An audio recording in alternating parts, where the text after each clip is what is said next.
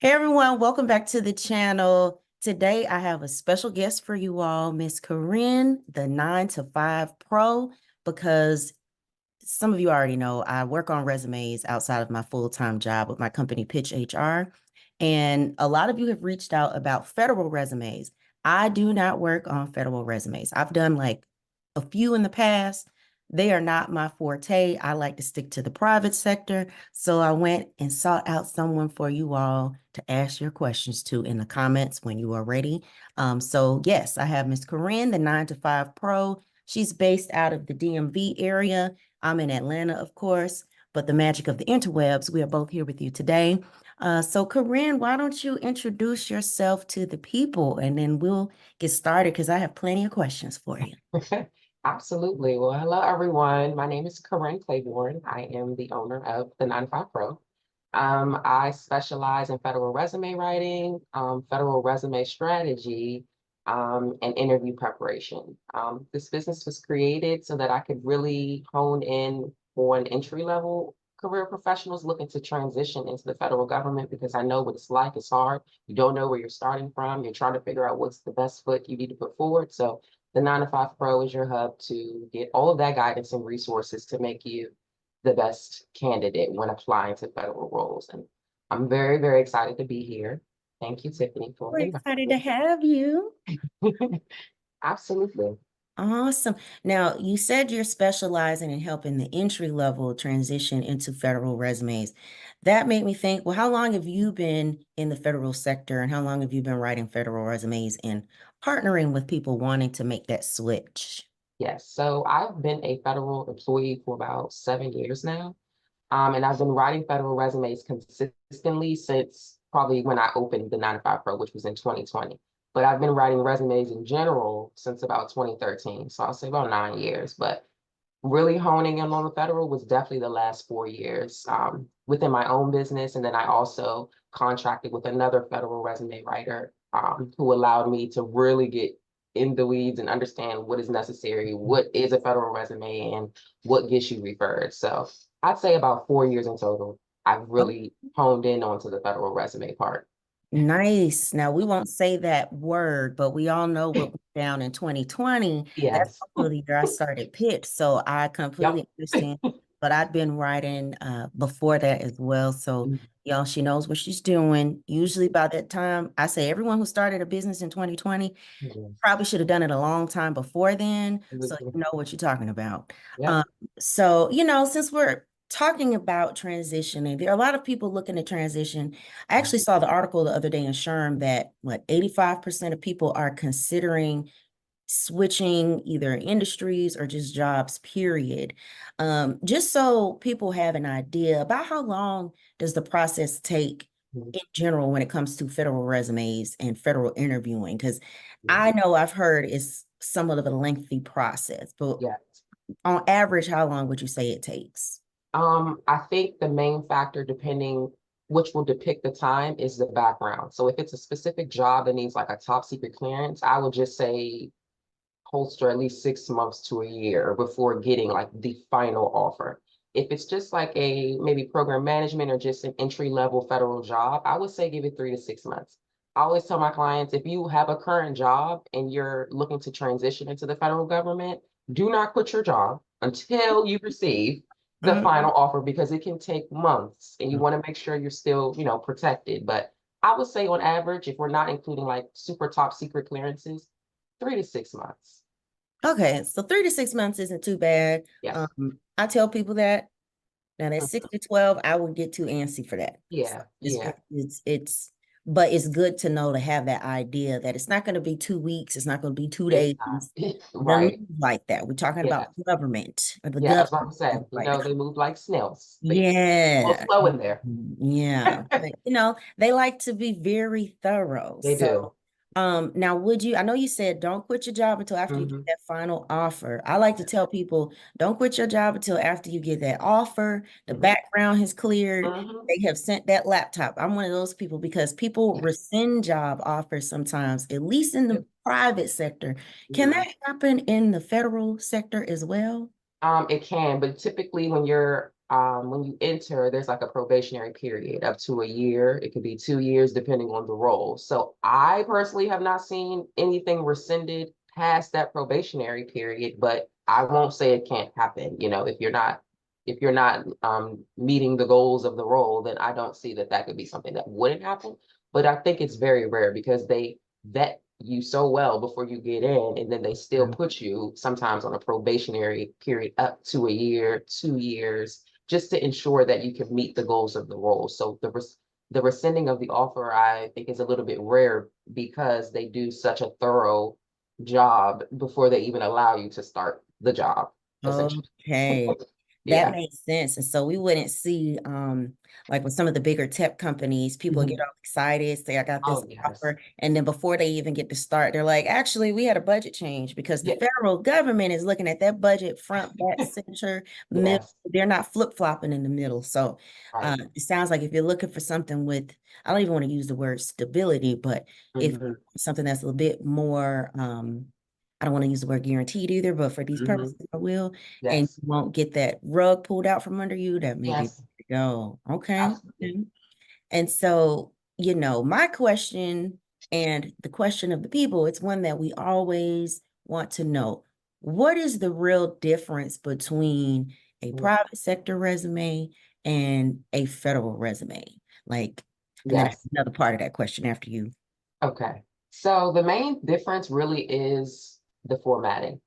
Um, I like to remind people that there are humans that are reading these resumes. A lot of one of the biggest myths is that, like in the private sector, you have ATS and all of that, and you have Yeah. computerized systems parsing these resumes to where they need to go. No, these HR specialists are reading hundreds of thousands of resumes a day. And so it's really more so about that format. You really want to make sure that it's easily readable, because if it's not, and this is like private, if it's not capturing them in those first 10 to 12 seconds, they're Mhm. moving on, because it should already highlight that you meet the specialized experience, that you are the most qualified candidate. And that's really done through transferable skills. I think really highlighting your transferable skills if you are an entry level person on your resume is really the key. And also remember, your resume is your application. So for the federal government, versus your resume being a branding document as a part of your application, the resume is the application for federal jobs. Outside of Interesting. the format, that's really the only difference. It's really just the keywords, making sure that you are identifying that you meet the specialized experience. And the other thing is, it's a little bit less technical.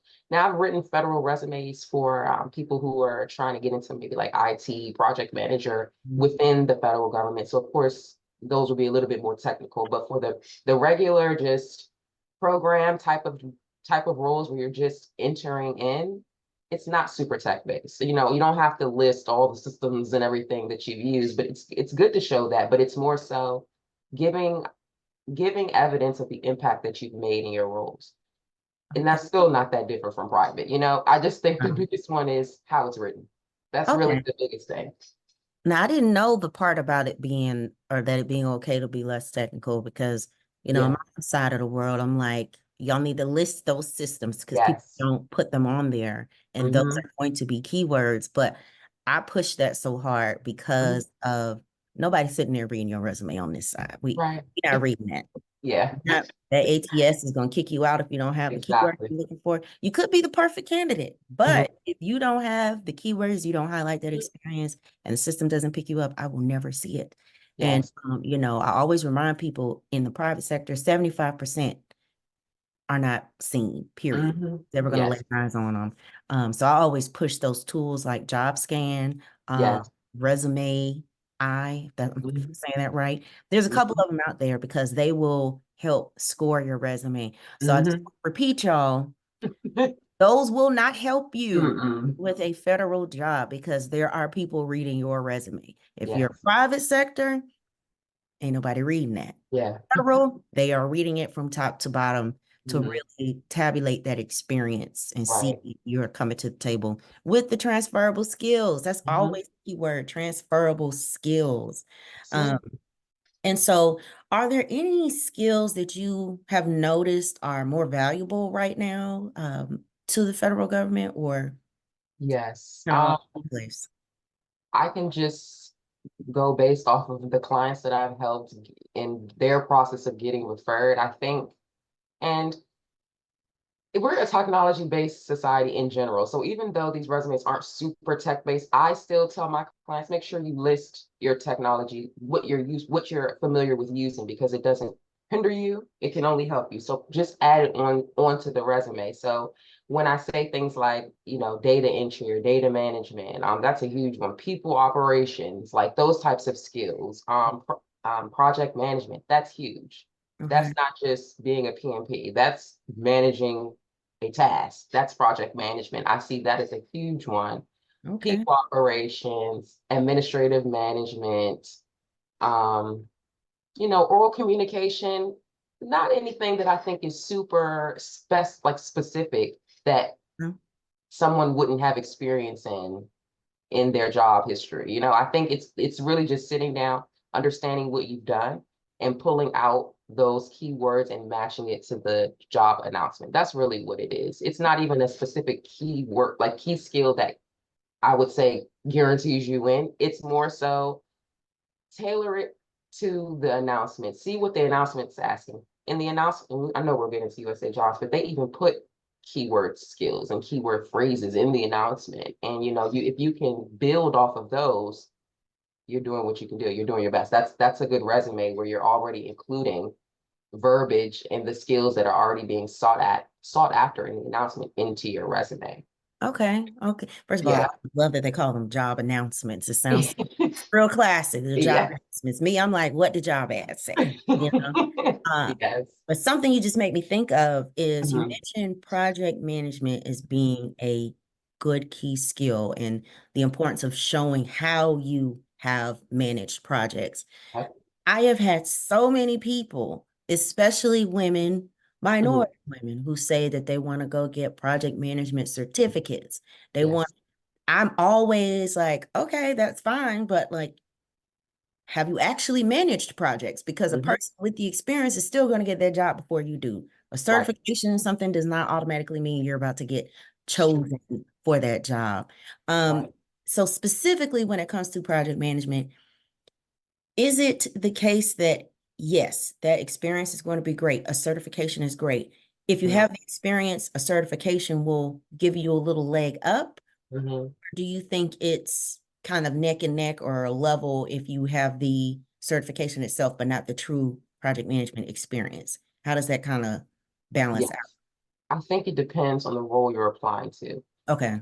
Um, and that's why that's why people laugh when they're like, so I need a resume for every yes, you do. Yeah. You need a resume for every job announcement, because project management and a program manager job announcement may be different versus project management in an IT project manager role would be different.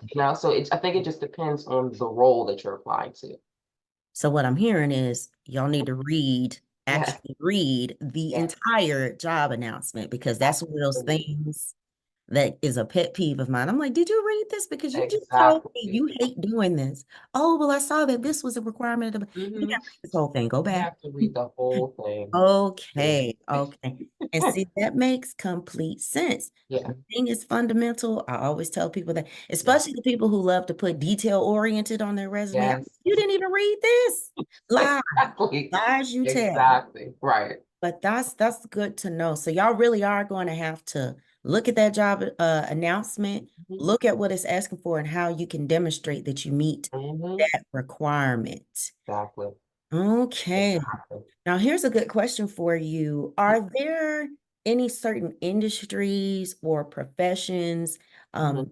that you think can or have you've seen transition easier maybe into federal Mhm. schools? What So are I those? think, like I was saying, the program management, human Okay. resources, the administrative management realm is definitely, to me, I won't say the easiest, maybe the most manageable too, especially for people transitioning. I Okay. think that's like the realm where you really can build off of your transferable skills now. Um, That's the administrative management. yeah, like administrative sector, administrative industry, program management, those types of roles, HR, like I think those are a little bit more feasible for people to step in because they can take the experience that they've had before and demonstrate that they have these tools to be able to do the job. Now, when it gets to like IT jobs or like maybe like systems administrator or something within the it's a little bit more difficult because it's a lot more technical and it's very competitive. So if your resume isn't as optimized as possible, it's going to be even more difficult to really cross that threshold because it's so competitive. It's so many people applying and trying to get in who actually may have had certain certifications, especially if you're trying to compete and you don't have certifications. It Mhm. still doesn't, to me, I think that you still have a fair chance in getting in. It's just you need to be able to highlight that. You need to be able to show them that, okay, I don't have this certification, but I'm capable and I can show you because of X, Y, and Z. I think that's really what it is. If anything, it's the administrative management industry probably really is the most seamless for Oh, people to enter. And I say, once you're in, you can go anywhere. It's just getting in. You getting can in. move to wherever job you want, whatever type of roles, but it's just getting in. Interesting. Yeah. Um, Now I think I find I always use the word interesting to describe everything. I don't know, I gotta find something else. But it is interesting to me that you mentioned the HR, the people ops, the administrative function. Mhm. About a year ago, I was trying to do a shift in pitch HR where I wasn't just going to write resumes for anybody. I was only going to write resumes for people trying to transition into Mhm. HR. Uh, Mhm. and part of the reason why is because of what you just said. There's a lot of flexibility uh, Yes. to move through different industries and even different functions. Like Right. someone gets into HR, they don't have to stay in HR. You can Right. flutter about because there's so many things that you do underneath that umbrella. Exactly. People think, oh, I just fill out paperwork. Yes, that's not what it is. There's It's not. a lot of transferable skills. Yes. It's the budget management, it's the Yes. project management. Recruiting is one of those things. Uh, Mm-hmm. and in general, supporting a lot of HR professionals support higher level executives. So Right. if you ever want to get out of it, and I would say in my next life, I'll probably get out and like support somebody Mm-hmm. instead of like doing the actual HR stuff. Yeah. But I think that that's very, my favorite word, interesting that you mentioned it. So those of you out there who have thought about getting into HR, things are a little rough right now because some companies kind of look at their HR headcount and trim their first, their Mm-hmm. marketing, those two things. Uh, Yes. but if you can make yourself flexible, you can bounce back real easy, real fast, real quick. Yes. Shameless plug for the industry there. But yeah, so let me ask you this. What advice maybe do you have for someone who is thinking of making the change over to the federal government Mhm. and they feel like they don't have any special skills or they feel like they don't know where to go or what to look at next? Would you say go look at these program manager titles, look at not Mhm. project manager necessarily, but like program? Is there basically what I'm trying to ask, is there Mhm. like a title that a lot of federal organizations use that's sort of open to lots of roles or open to people digging a little deeper and Mhm. transferring easier than others? Yes. So, as far as for job titles, I would say, well, okay, so this is what I tell my clients first. Take inventory of what you've already done. Like, look at your resume as what it is. Mhm. See what skills you can pull from the work that you've already done. Write those at least 4 to 5 skills down. Go to USA Jobs, type in one of those skills and see what jobs pull up, see what titles pull up, and then go just kind of skim through them just to see, oh, I can do this, or I've done this, or I know, and then take inventory of maybe 3 titles and start looking for those jobs. So starting with your skills, putting that skill into the search bar in USA Jobs, see what you find and then do it that way. I think it alleviates a lot of stress about figuring out where do I fit in here? How do I know where to begin? And that's why it's really important for before starting to really understand the USA Jobs platform because it really can do the work for you if you know how to navigate it. So just take inventory of what you've done. Start there, see what pops up, start taking notes about what these job titles are entailing, and then mirror it back to what you know you've done. And that should be able to let you know that, okay, this is something that I know that I am experienced in and I can meet the specialized experience that they're asking for. Okay, see, Yeah. y'all are taking notes, okay? Take notes. Y'all gonna come back Yes. and ask these same questions. Um, now, remote work. I'm one Yes. of those people, I never want to be in an office ever again. I have no interest to talking to Susan at the water cooler about what she Listen, did with her cat and her kids this weekend, because I do not listen. care. What is are there lots of federal jobs that are remote, what am I saying? Remote or hybrid at least? Yes, majority of federal jobs are at least hybrid in the sense of telework eligible. Ah, look at the government catching up. Now, there's probably more telework. There's probably more telework eligible jobs than there are remote, but there are remote options. Oh, And that's probably one of the biggest things I would tell people before you decide to federal if the federal industry is right for you, you really need to take into inventory your work style. Are you somebody that needs to work from home? Is it more about stability versus pay for you? Because obviously in the private sector, you're going to make astronomically more quicker than you will at the government. You still can make a high salary. It just might take you a little bit longer if you know how to navigate it. So I would just say ask yourself those types of questions. I think a lot of people get to the point where they want to apply to a federal job, but mhm. then they're realizing, oh, there's not that many remote positions, or like I have to come in. Like it's about your personal work style. I was at home the whole and they now have us coming in four times a pay period. But we only have to come in for 5 hours, so 7 to 12 o'clock, and I'm back home. But if that's not feasible for your work style, your life, then the federal government may not be the best option. But there are remote options available. If you know how to access the USA Jobs platform, it has filters there that can filter those searches for you depending on where you are located. But there are those options. Okay, okay. Now I know you're in the DMV. I'm here in Atlanta. If I wasn't familiar with, say, like the VA or the CDC, those are two Mhm. agencies that I can think of that are federal. For somebody like me, that would be Yes. important because maybe I want to work for the feds one day, but Yeah. there's not like a bunch of offices here that would fit into that category, you know? Gotcha. So for people who are open to maybe relocating, here's a Mhm. question.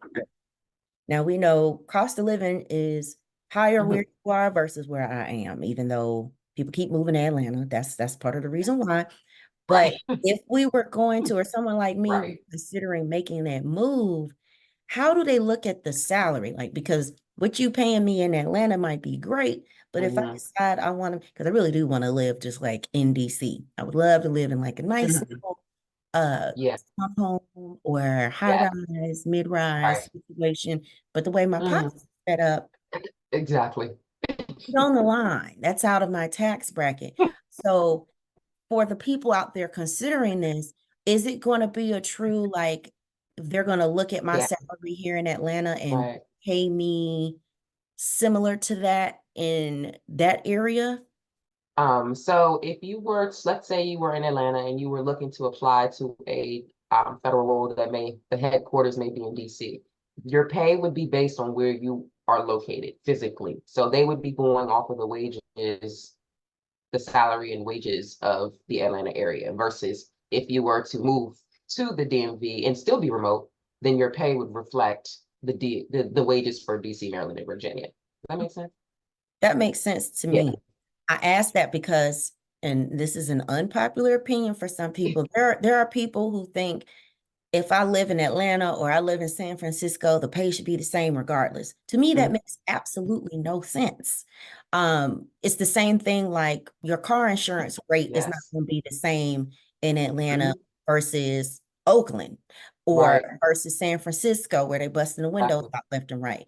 Although that's a terrible example because your windows are getting busted out here too. So, but you get what I'm saying. The rate's not going to be the same. You Yes, have to base it off right. something. That's why market rates exist. So Hmm. a person getting paid 100,000 in San Francisco, number one, they're Hmm. going to be poor versus Atlanta. It doesn't make sense to pay us the same. You have to Right. pay and adjust based on that. So for those of you who don't Exactly. agree with me, you don't have to argue with me in the comments. It's just logic. It's just what makes sense, right? The market determined what makes sense. A house here and a house in San Fran, you're getting two different things if you're making 100K. So I just So, want to make that right. very, very, It's true. very, very clear. Okay.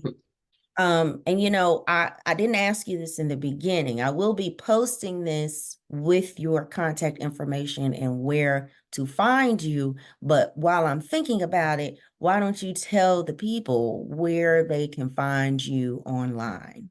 My website is www.the9to5pro.com. Second place would be Instagram. I share a lot of guidance and resources on Instagram, and our Instagram handle is at the9to5pro. And I'm also on TikTok. I'm just starting that platform base, learning how that works, but I'm also there at the 9to5pro. So those are the top three places you can find me. And if you have questions, I also answer those by email, and my direct email is info at the9to5pro.com. Okay, Awesome. Adrian? Now, y'all, I did tell her she needs to come to the YouTube as well. YouTube's my I favorite. do. I'm not on TikTok. I I don't have the mental capacity such to good go people one out more place.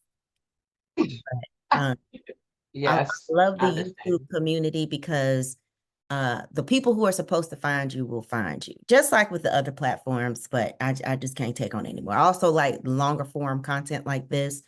So this is typically where I'll come or Instagram. Mm. So y'all, I will put Corinne's contact information and where to find her in the description bar. So make sure you check there. All right. So, before we get out of here, I have one last question for you. Can you tell us like a little fun or interesting fact about yourself? Something we wouldn't know about you from the internet or the interwebs, as I like to call it. Absolutely. Two fun facts about me. The first is that I wrote my own resume when I entered the federal government. So I entered as a student still in my final year of college.